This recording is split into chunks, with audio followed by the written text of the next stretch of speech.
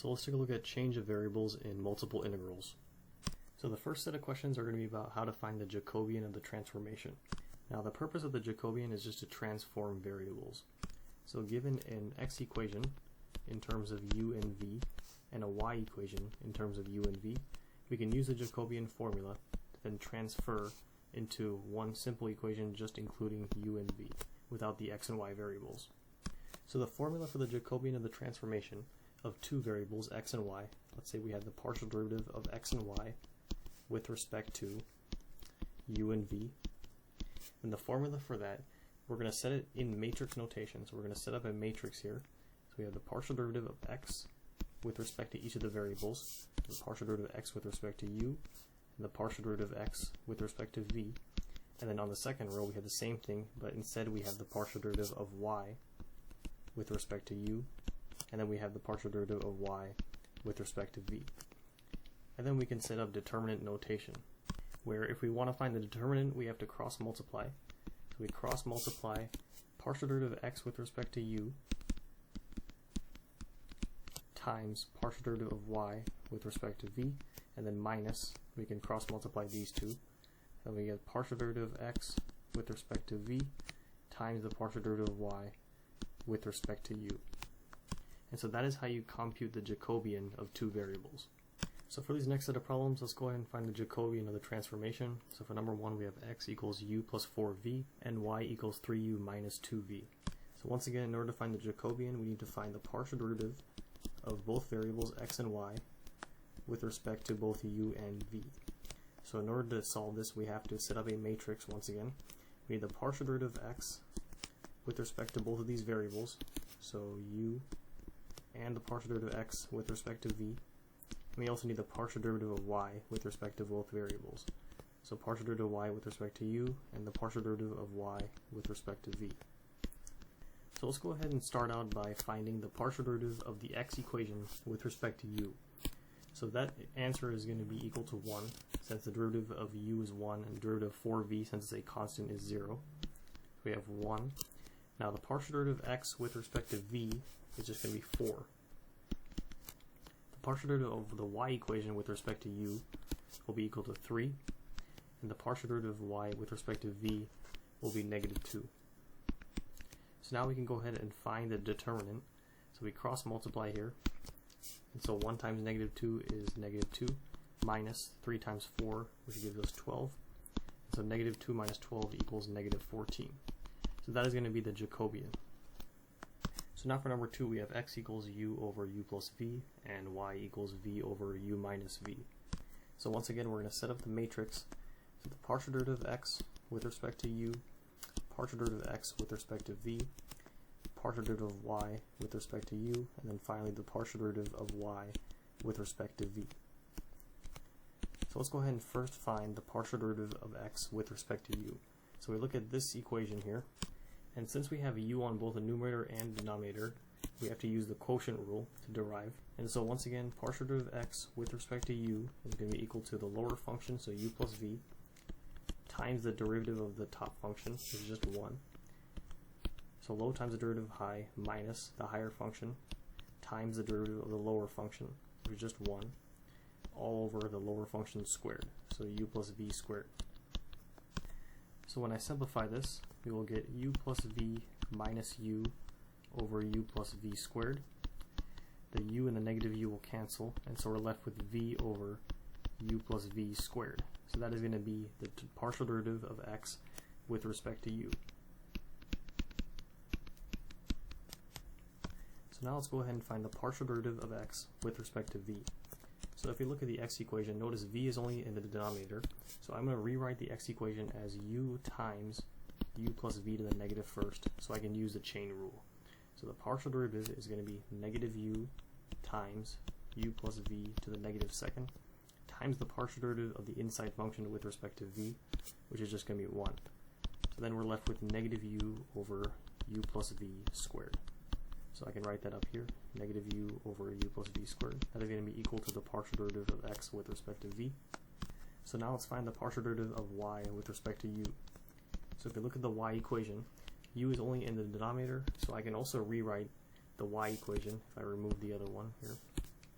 I can rewrite it as v times u minus v to the negative first, and then I can use the power rule once, or the chain rule once again. So the partial derivative is negative v times u minus v to the negative second times the partial derivative of the inside function with respect to u, which is also 1. So then we're left with negative v over u minus v squared. So I can write that in for the partial derivative of y with respect to u. So now finally let's find the partial derivative of y with respect to v. So notice v is on both the numerator and denominator, so we have to use the quotient rule in order to find the partial derivative. So we take the lower function u minus v times the derivative of the higher function, which is just 1, minus the higher function times the derivative of the lower function, which is negative 1, all over the lower function squared, so u minus v squared. So then when I simplify, we're left with u minus v, we have minus a negative, so plus v over u minus v squared. Notice the negative and positive v will cancel, and so we're left with u over u minus v squared. So now in order to evaluate this matrix, we can go ahead and cross multiply. So then we'll get, I'll cross multiply these first, so we have u times v over, we have u plus v squared times u minus v squared, and minus the next term multiplied here. So we have negatives will cancel, so u times v over u minus v squared times u plus v squared. Now both of these have the same common denominator, and the numerator is the same, so when we subtract them we'll basically get 0, and that is the Jacobian. So now for number 3, we have x equals u times v, y equals v times w, and z equals u times w.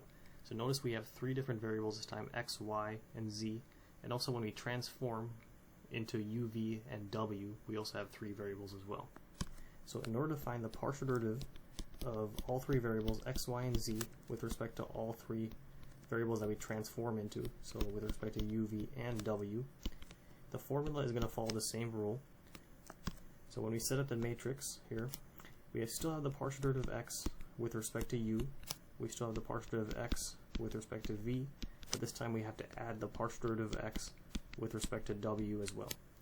So the same thing with y here, partial derivative of y with respect to u, partial derivative of y with respect to v, and the partial derivative of y with respect to w. Since we do have a z variable, we also have to add that row, so a third row here, partial derivative of z with respect to u, partial derivative of z with respect to v, and then partial derivative of z with respect to w. So now when we evaluate this, we're going to evaluate each one by one here. So the partial derivative of x with respect to u. So if we take the partial derivative of u times v with respect to u, the answer is just v. Now the partial derivative of x with respect to v is going to be u, and the partial derivative of x with respect to w, since there is no w variable, it's going to be 0. Now the partial derivative of the y equation with respect to u is going to be 0 because there's no u variable. The partial derivative of y with respect to v is going to be w, and the partial derivative of y with respect to w is going to be v. Now the partial derivative of the z equation with respect to u will be w. The partial derivative of z with respect to v, since there's no v variable, it's going to be 0, and the partial derivative of z with respect to w is going to be u. So now when we evaluate this matrix here, or when we put it in determinant notation, we have to take the top leftmost term here, so v. We cross off its row and column, and we write what's left. So what's left is going to be wv and 0 and u in another smaller matrix here. So now the next term is going to be minus. We take the next one, the middle of the top row, that's going to be u, set up a smaller matrix, cross off its row and column, and write what's left. So we have 0v and then wu, and then the next term is plus. We take the last one on the top, that's 0, and when we set up a smaller matrix, we cross off its row and column, and what we have left is 0w and w0. Now since this is going to be 0, no matter what's inside of the matrix, anything times 0 is going to give us 0, so we can automatically cross that out. So now in order to evaluate this, we have v times, now we can just cross multiply, so we have w times u, just call it uw, minus 0 times v, which is 0. We have minus u times, we cross multiply 0 times u is 0, minus v times w is just vw. So now we're left with, right here we get u times v times w, so u vw. It's a 0 just out, and then we have minus u times a negative vw. So we have u vw minus a negative u vw, so plus u vw. And so the final answer is going to be 2 u vw as the Jacobian. So the next set of questions are going to be about the change of variables in a double integral. And so for the formula, let's say we have the double integral of some multivariable function in terms of x and y dA described by the region R, and we want to change its variables into, instead of x and y, into u and v. Then the formula is going to be equal to the double integral described by a different region S of f of x in terms of u and v, comma y and also in terms of u and v, times the magnitude of the Jacobian, so the partial derivative of x and y over partial derivative of u and v, times du times dv.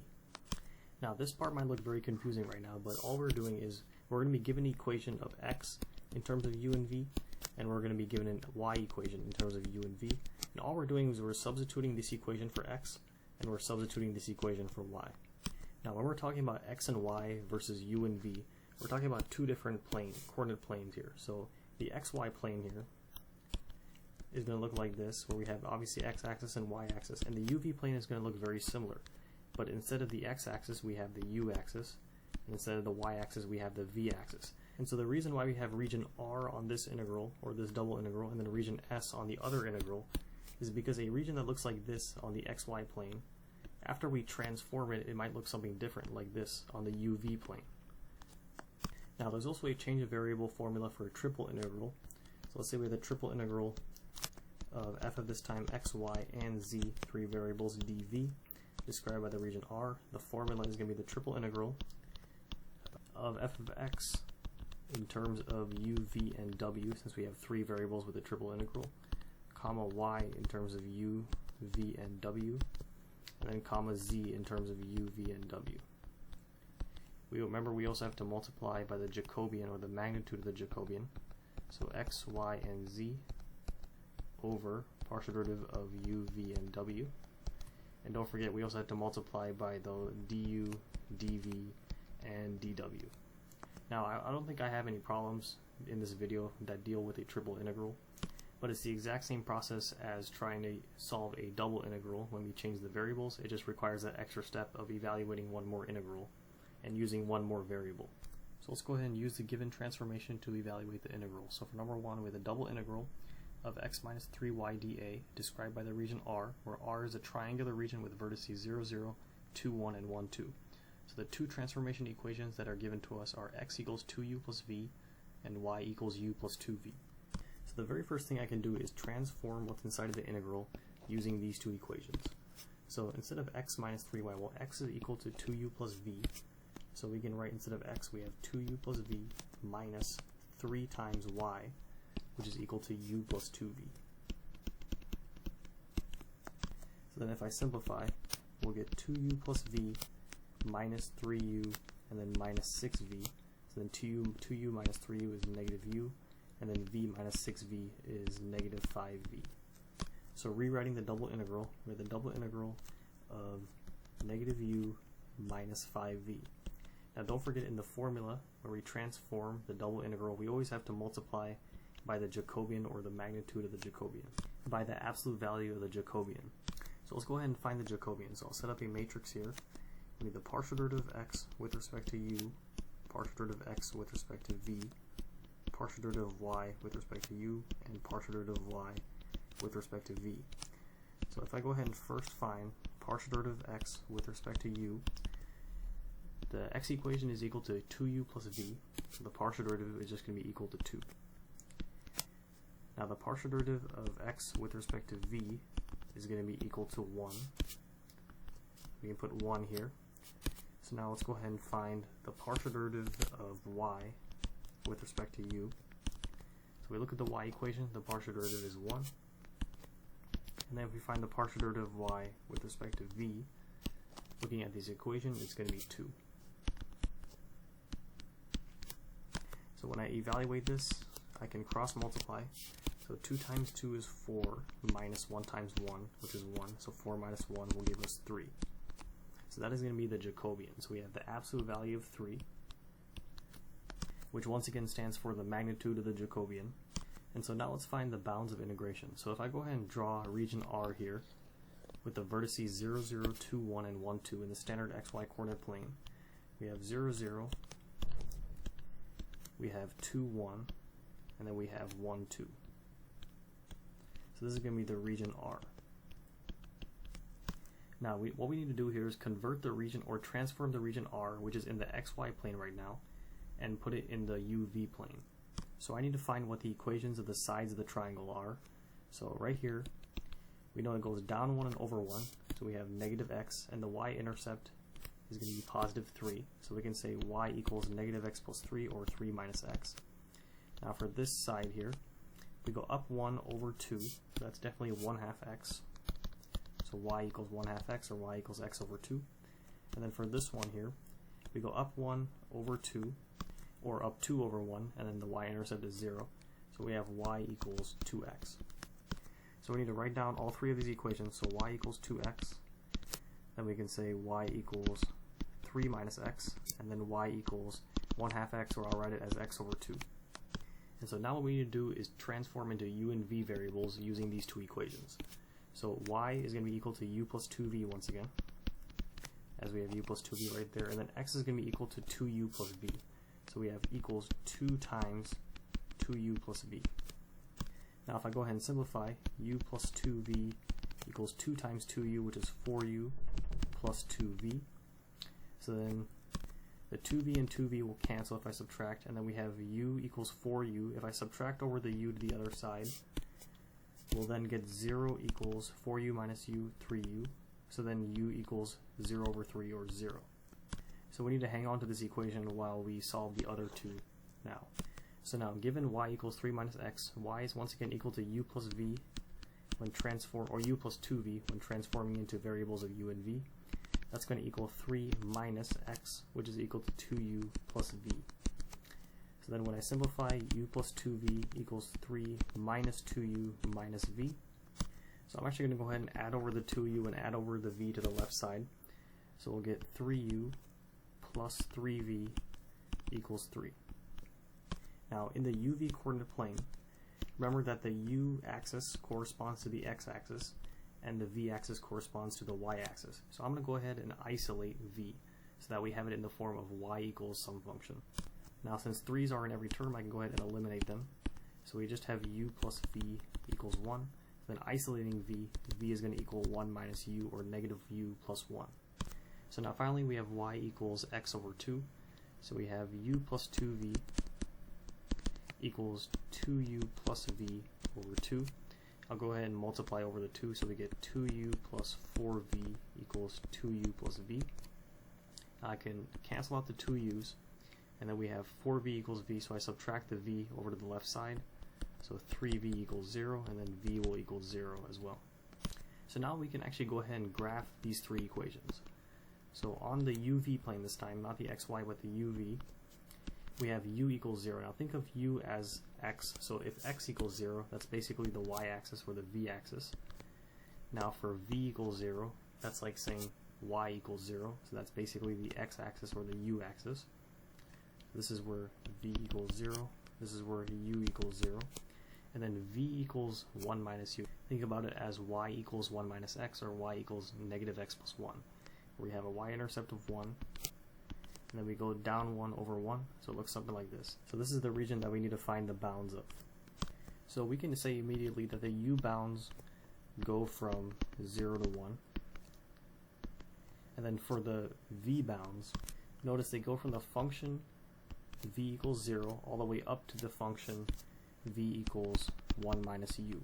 So we can say that the v bounds go from v equals 0 to 1 minus u. So I'll write it like this, 0 to 1 minus u. So now given that we have our bounds, we can go ahead and put it on the integral. So I'm actually going to create more space here. and rewrite it a little bit further. So since the v bounds have the variable u in it, or has the variable u in it, I'm going to put that one on the inside integral. So from 0 to 1 minus u. Since those are the v bounds, I'll put dv first, and then the u bounds go from 0 to 1, so then du on the outside.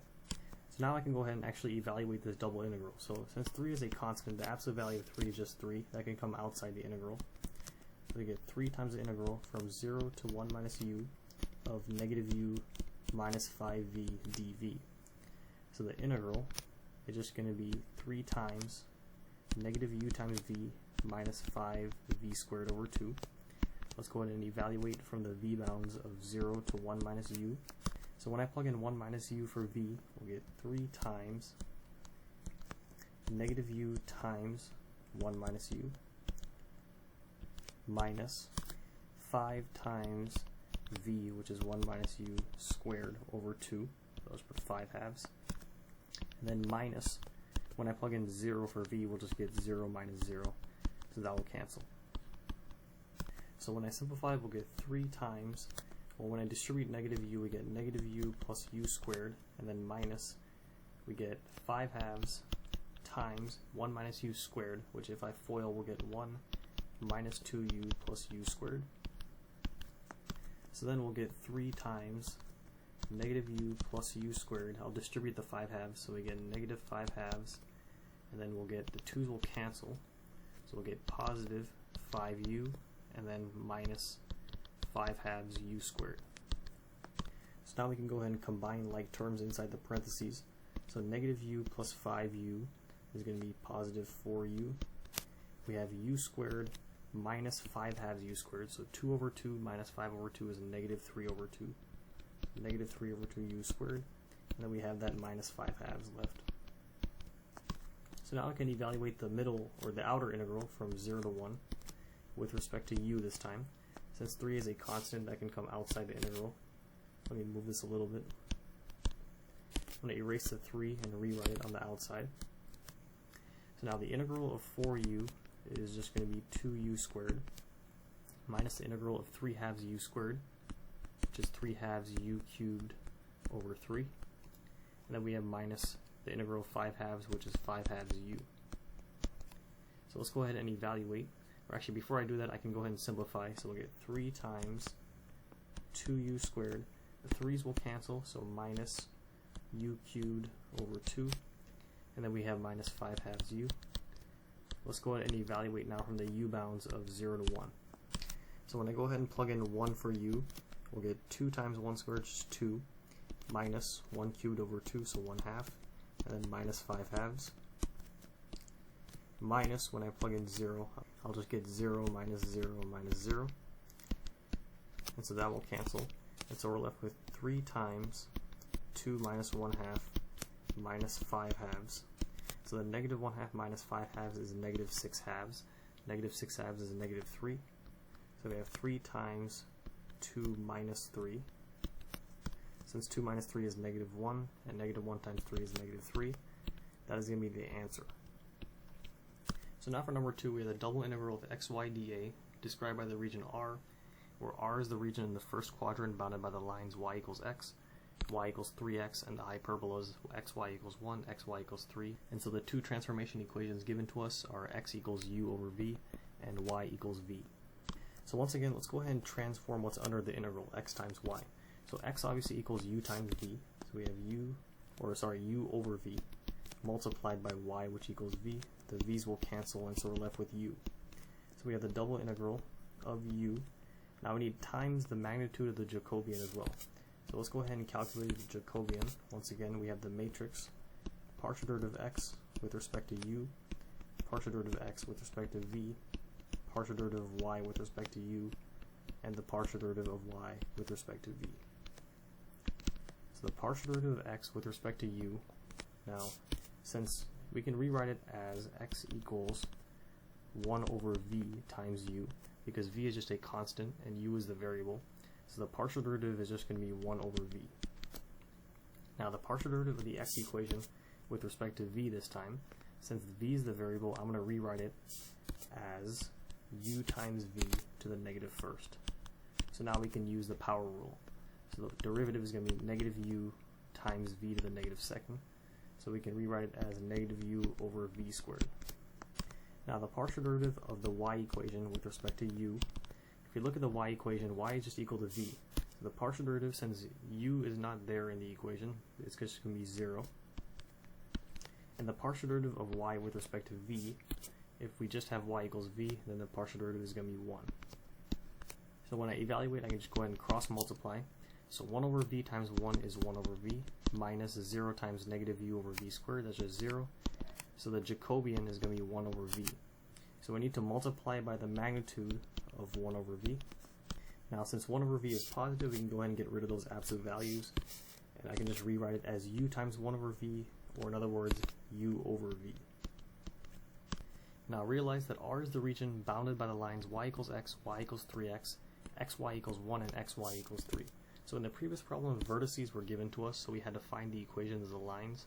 But this time the lines that bound R are already given to us. So we can go ahead and just write out those lines. So we have y equals x, y equals 3x.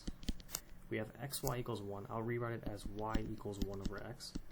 And then we have y equals 3 over x. So now let's go ahead and solve first y equals x. So using these two substitutions, y is equal to v, so v equals x, which is u over v. Now if I go ahead and multiply over the v squared equals u. And similar to the last problem, I want to solve for v. So v equals plus or minus the square root of u. Now keep in mind, R is going to be the region in the first quadrant only. So negative square root of u is not in the first quadrant, that's in the fourth quadrant. Positive square root of u is in the first quadrant. So we can just remove the plus or minus and we can say that it's just going to be v equals the square root of u. Now for y equals 3x here, we get y is equal to v, so v equals 3 times x, which is u over v. So then we have v squared equals 3u. So then v is going to equal plus or minus the square root of 3u. Since once again this is in the first quadrant, I can get rid of the minus and say that v equals the square root of 3u. Now for y equals 1 over x, we have v equals 1 over x, which is u over v. Now 1 over u over v is just the same thing as v over u. So I can go ahead and actually swap the places of these two terms. So we have u equals v over v, which is 1. So we have just u equals 1. And finally for y equals 3 over x, we have v equals 3 over u over v. So then v equals 3v over u. If I go ahead and swap u and v, or the places of those two, we have u equals 3v over v, which is just 3. So now I can go ahead and graph all 4 of these equations on the xy or on the uv coordinate plane. So if we have the uv coordinate plane here, now v equals the square root of u. So think about y equals the square root of x. Looks something like this. Now v equals square root of 3u. So if you think about y equals the square root of 3x, it'll be a little bit higher up, something like this. Now u equals 1, so think about x equals 1, so something like this. And then u equals 3, if we think about x equals 3, it's going to be around here. So basically this is the region we're trying to find the bounds of. Now automatically we can say that u bounds range from 1 to 3. So I write it in an inequality here. U ranges from 1 to 3. And then notice how the v bounds range from the bottom equation, which is v equals the square root of u, all the way to the top equation, which is v equals the square root of 3 times u. So we can say v ranges from the square root of u to the square root of 3u. So if I rewrite the bounds of the double integral, we have the u bounds going from 1 to 3. Now the v bounds are the ones with the variables, so we'll put that in the inside integral from square root of u to the square root of 3u. And then put dv first. And then we have from 1 to 3, and those are going to be the u bounds, so du is going to go on the outside. So now we can evaluate this. So the integral of the square root of u to the square root of 3u of u over v, I'm going to rewrite it as u times 1 over v, dv. Now dv, we're going to integrate with respect to v, and so when I rewrite it like this, I can see that u is a constant, and the integral of 1 over v is just going to be the natural log. So u times the natural log of the absolute value of v. Let's go ahead and evaluate that from the square root of u to the square root of 3u. So then we get u times the natural log of the absolute value of the square root of 3u, which is the natural log of the square root of 3u, minus the natural log of the square root of u. Now, I can go ahead and simplify this. So using properties of logs, I can say we have u times the natural log of the square root of 3 over, or the square root of 3u over the square root of u. Because since we have two logs being subtracted, we have to divide what's inside if we combine those logs together.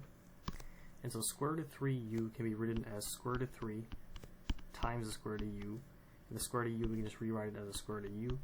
Notice those will cancel. And so then we're left with u times the natural log of the square root of 3. So now we can evaluate the outer integral from 1 to 3, this time with respect to u. So when we integrate this time, natural log of the square root of 3 is just a constant. So the integral of u is, we have natural log square root of 3 times u squared over 2. So then when I evaluate from the u bounds of 1 to 3, we'll get natural log square root of 3 times, when I plug in 3 for u, we get 9 halves, minus when I plug in 1 for u, we get 1 half. 9 halves minus 1 half is 8 halves, which is equal to 4. So we're left with 4 times the natural log of the square root of 3. And I'll rewrite the square root of 3 as 3 to the 1 half. Because using properties of logs, I can bring that 1 half to the front. So then 4 times 1 half is 2. So our final answer is 2 times ln of 3.